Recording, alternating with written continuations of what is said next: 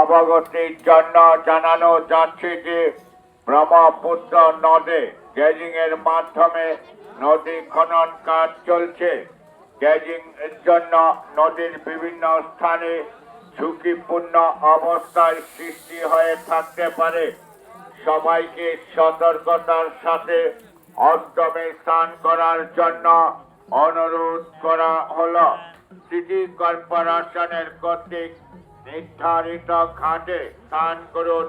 শিশু ও বয়স্কদের বিশেষ নিরাপত্তায় নিশ্চিত করুন। যে কোনো জরুরি প্রয়োজনে সিটি কর্পোরেশনের ঘোষণা মঞ্চে এসে যোগাযোগ করুন।